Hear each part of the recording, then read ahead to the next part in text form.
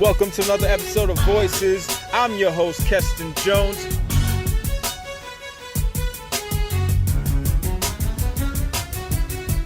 Visionaries offering information with clarity, expertise, and substance.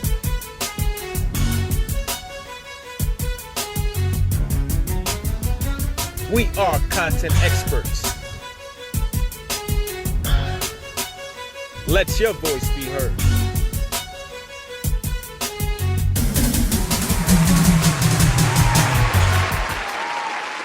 Welcome to another episode of Voices. I'm your host, Keston Jones, and with me, we have another special guest. How's it doing? Good to be on the show. Absolutely. So this is Mr. Gordon Jackson. We've been really working to get this episode together. I know you're a very busy man, I appreciate it. But I really wanted to hear your unique perspective, especially as an African-American man, a man of color, an entrepreneur, Thank you. a leader within our community, and I think that it's time for your voice to be heard. Appreciate it. Listen, I'm happy to be here, happy to share my story with Voices. And Keston, I've admired the work you guys do. I follow you guys on social media. I see the good work you do with the farm. So I'm happy to be here and to share my story and some perspective. So Absolutely. So how are you feeling today? I'm good. The weather's a little warmer here today in New York, so that's always a plus. Have a lot going on with work. Coaching right now, coaching my sons in wrestling. We'll talk a little bit about that. It's a I busy love, day. especially as a man of color, coaching. That's I right, was that's like, you right. know what? I didn't think we really got into wrestling like that. So we'll dispel a few myths today. That's right. In that's terms right. of ourselves. But tell me a little bit about yourself. You know, like where you're from, your Sure, upbringing. sure. So I was born in New Orleans in 1971. So I'm dating myself a little bit. I'm the youngest of six. When I was 9 years old, we moved to Pennsylvania and then moved to New York when I was about 9. We moved to upstate New York and lived in upstate New York till I was about 17. I went to State University of New York College at New Paltz. I graduated with my my BA in political science in 1993. Moved to the Bronx, then went back upstate, got my master's in 1995 at Binghamton University. Okay. Then moved back to New York and have been in New York ever since. Absolutely. So you consider yourself a New Yorker then? Yeah, by all accounts, New York is home, and this is where it's been at. Yes, so New York is home. Absolutely. And thinking about myself as a New Yorker, especially, you know, I think that New York is where it's at in a lot of places. No offense to anywhere else, but you know, we have a lot of diversity in terms of the community, in terms of people, in terms of religion, in terms of the culture. That's right. But one of the things that I found in New York is that oftentimes in our communities, there's heavily, you know, poverty as it relates to people of color. There's high incarceration rates. That's right. And I'm bringing this subject up because it's not the only thing that you can highlight about our community, but it's something that I've seen in your career. You've gravitated towards working in this particular area, especially with CORE. That's right. So can you talk a little bit about CORE and the mission and why did you gravitate to this type of work? Yeah, so CORE Services Group, we are a non-for-profit based out of Brooklyn. We currently employ about 1,200 folks. We service 5 different sectors of business, the Federal Bureau of Prisons, DYCD, Division for Youth and Community Development. The largest portion of our portfolio is Department of Homeless Services, and then we service some HACA and HPD clients as well here in New York City. Absolutely. So in total, the client population is about 2,000 clients in total. Children, families, single mothers with families, adult families, and men and women coming home from prison, and folks who are being treated or challenged with medical conditions such as HIV and AIDS. And we do some really in-depth work to support these populations and to support the communities that we come from. Absolutely. And your current role? I'm the Vice President of Community Relations. I've served, I also oversee our security operations for Procore Security to make sure we keep our site safe.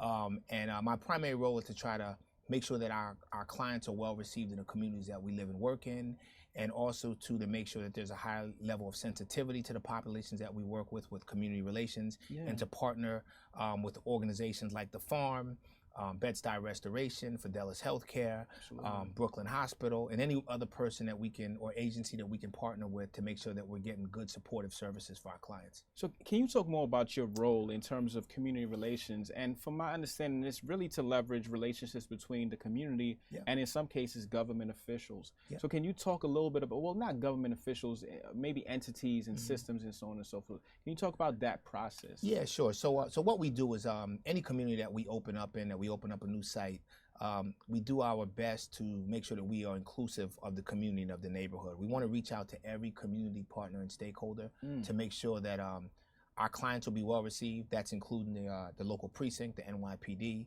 the local elected official, whether it be the councilman or woman or the New York State Assemblyman or woman.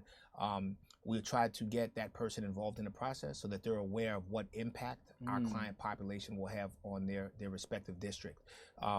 Beyond that, we'll reach out to faith-based, we'll reach out to churches, mosques, synagogues, any other faith-based institution that can lend some support to our client base. We don't believe our work can be done solely with case management. We do believe that there's a faith-based component where appropriate, that's important to include for our clients. And my role is to try to reach out to these different entities, either through a community advisory board or just through one-on-one conversations like this to help change the narrative about what clients' lives look like. There's some wrong negative stigmas associated with some of our client population, and we take great enthusiasm in challenging that, because we always believe in the principle that we could be in a position of our clients tomorrow. We could be there today. Absolutely. So it is not. It's part of our mission statement that our clients are treated with dignity and with respect, and we don't really tolerate anything other than that. And we want our clients to feel empowered to be able to empower themselves to be positive components in the communities that we operate in. So with power, empowerment, and strength base in mind, what would you say to someone who believes that working with someone in a federal halfway house or working with someone in the shelter system is something wrong with that, or it should be, in their mind where, we should have some kind of fear for this particular person? What can you say about the success stories that you've had, or just anything in general to the community about the population you work with? Well, right now in New York City, we have almost 70,000 people who live in New York City shelters. And it's such a diverse portfolio of folks. We have mothers who work hard every day, like my mother did. We have fathers who worked really hard and for whatever reason were displaced from their current housing. In terms of having that anxiety, I think, the first thing someone should think about is this could be a family member, right? Because in many cases, that's precisely what it is. We have a lot of young parents coming into shelter right now who may or may not be following all the rules at home. So they're coming into shelter to try to secure housing. So I think the first thing I would say to somebody who has some anxiety, or even somebody coming home from federal prison, the Federal Bureau of Prisons has over 120 prisons across the United States. And there's a significant number of folks who are locked up within the Bureau of Prison system, and we get a percentage of those folks back to the Eastern District here in New York. And these folks we have attorneys, we have doctors, we have young men and women who've made some mistakes one time, and who are being released back into the community, and precisely because they've served their time and they are due a second opportunity and sometimes a third opportunity to get things right. I think we all need more than one opportunity to get things correct, and 95% of our population work. Or receive some sort of income. That's a requirement for them to come into the program. So these are folks who are now attending PTA meetings for their children. These are folks who are spending money locally in their corner stores and grocery stores. These are folks who are working now, who are paying 33% of their income back into the tax base to strengthen the economy here in New York City. So we should embrace our folks who are coming back from either a federal or state facility, and recognize the strength and power that they bring back in. Folks are in top physical shape when they come home. They're able to bring a bunch of resources back into their families, to their households. We see this every day. The success stories are infinite. I've had folks who have gone on to finish college degrees. We've had folks who have gone on and worked for the city again, worked for the state, and have been able to overcome those barriers or those criminal convictions. New York State is one of the as we can tout the benefits of being New Yorkers, is one of the best states to come back into with a criminal conviction. The New York City Council and this New York City state legislature at large has done a significant amount to create opportunities for New Yorkers to come back into the state. Healthcare is available.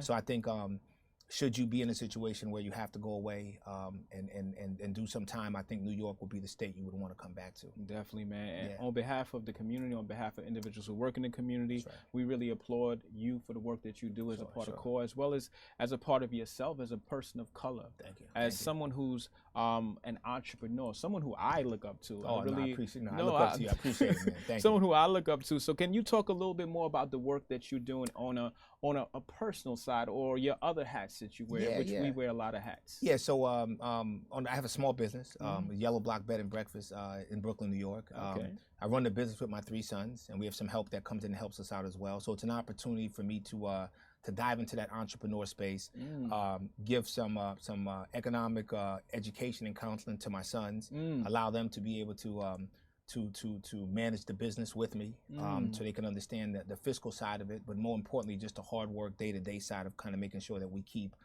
the house clean and that we prepare for each guest.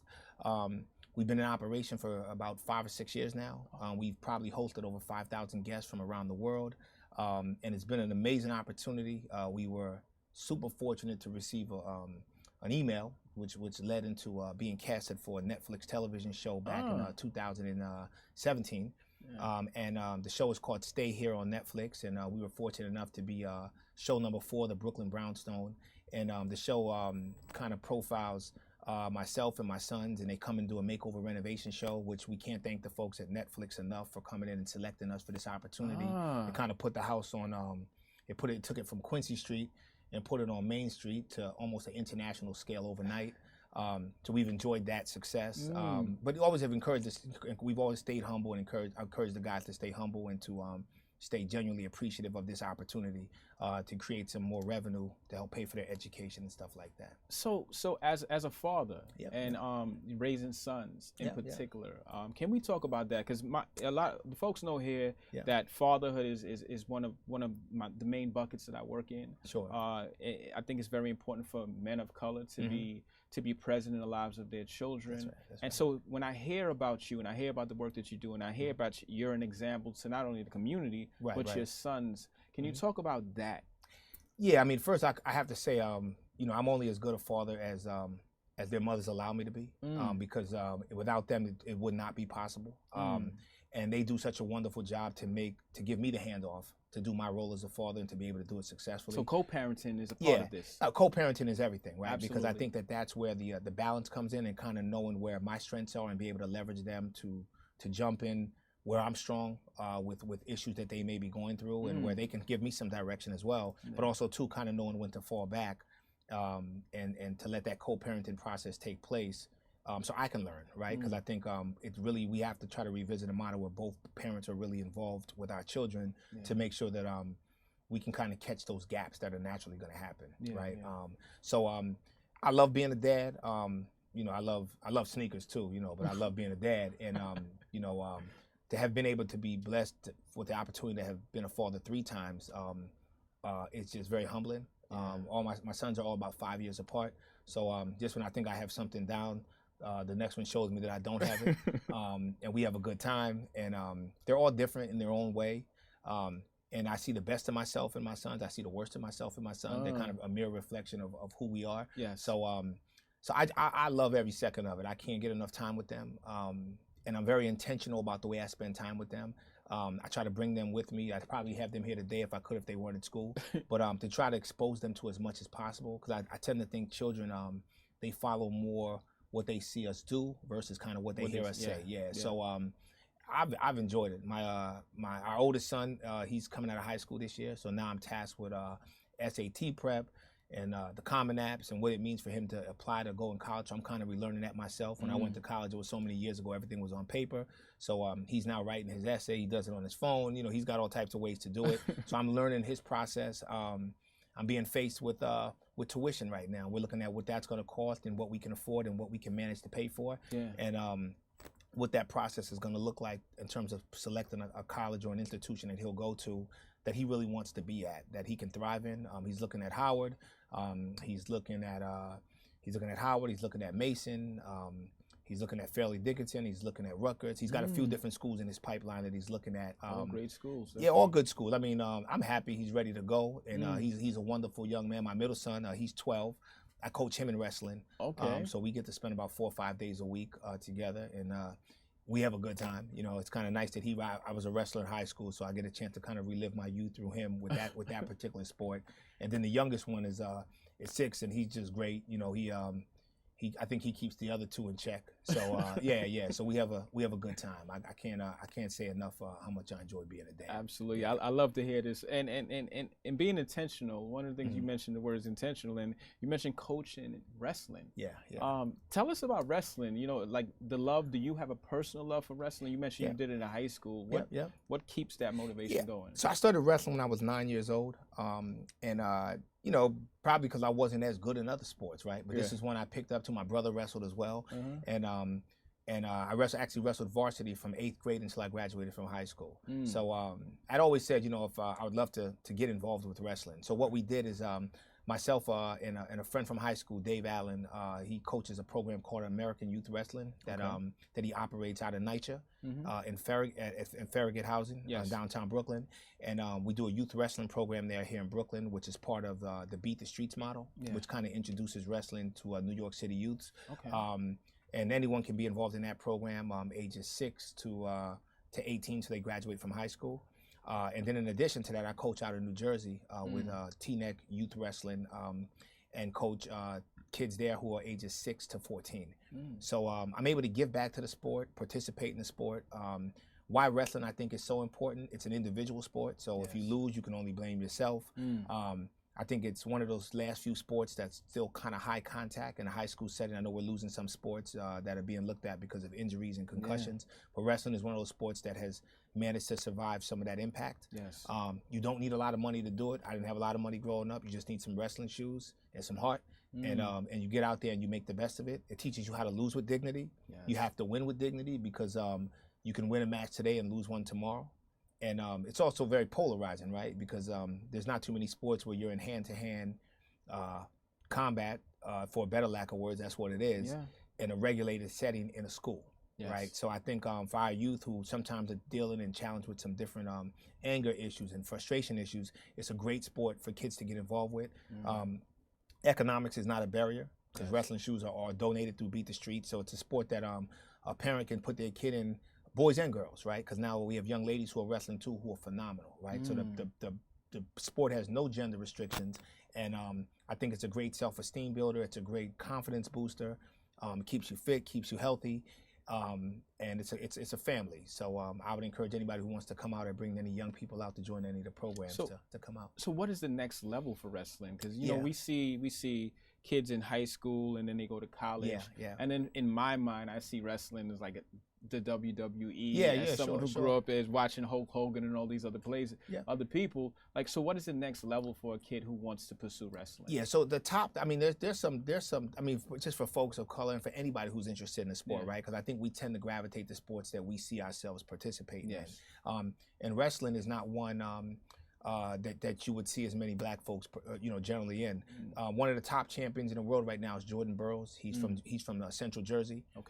And he's one of the top gold medalists in the United States. I'd encourage folks to look up Jordan Burroughs and see the profile of what he's done. He's picked up endorsements with Calvin Klein. So for him, he's taken what was a high school sport, probably for him junior high school to college. He was on the Olympic team, and now he's getting endorsements, right? Because of his role and what good integrity he's demonstrated himself with the sport. So it's a sport that certainly can get you a college scholarship. It keeps you constantly healthy. If you're really good and you're in that top percentile, you might make the Pan Am Games or an Olympic team. But it's not a sport that you would probably, you know, there's a distinction what you see with WWE and what we do in wrestling. Although there have been some WWE wrestlers who were collegiate and high school wrestlers, kind of had the basics. But right now there's a lot of attention put on the UFC.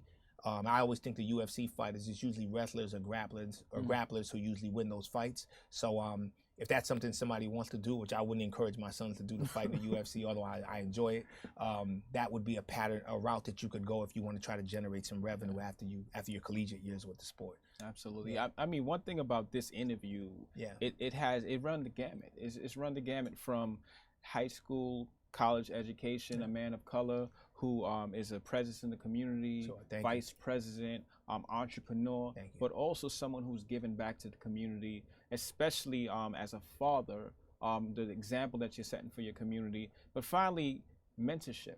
Sure. And I think that for me, I think for a lot of young folks, men and women, it's important that we are examples for our youth. Sure. So being a mentor is something that I think I took away from this interview, and I think the viewers took away from it as well. Any final thoughts as far as like, you know, the work that you're doing, any upcoming projects, or anything that you like to leave the viewers with? Because we can go on and on, I really love your story. I love your energy. No, I appreciate it. And I want you to leave the folks with just something. Yeah, I would say if I can leave folks with anything, I would say just continue to take advantage of all the resources out here. Information like this, right? Programs like The Farm, where you can kind of go in and have that opportunity to have dialogue and talk about what you're going through. Any health clinics, mental health clinics, physical health clinics, check your diabetes, your cholesterol, your high blood pressure. If you're younger, make sure you're staying engaged with these things with your family, and to make sure you use. New York City has a plethora of resources available. The one thing about New York is that we have hundreds, maybe 1,000 different organizations and agencies that can help you with anything from your health to your well-being to your spiritual health to your mental health. Go out and find those resources. Connect yourself with positive folks. Don't be embarrassed. Don't be ashamed, right? Have the conversations. You don't always know the right way to say it, but do your best and be transparent. Be honest with where you stand, and find trusted sources that you can talk to about what you're going through, so that you can get the support, so that you can get it, but more importantly, so that you can help someone else. Absolutely. And I think that that's where our strength will lie, just to finalize it and giving back and being able to show we keep the wrap around the services so we can support one another. Beyond race, beyond gender, beyond ethnicity, so that we can support each other, so that we can make everyone's life better. Absolutely. You heard it here, folks.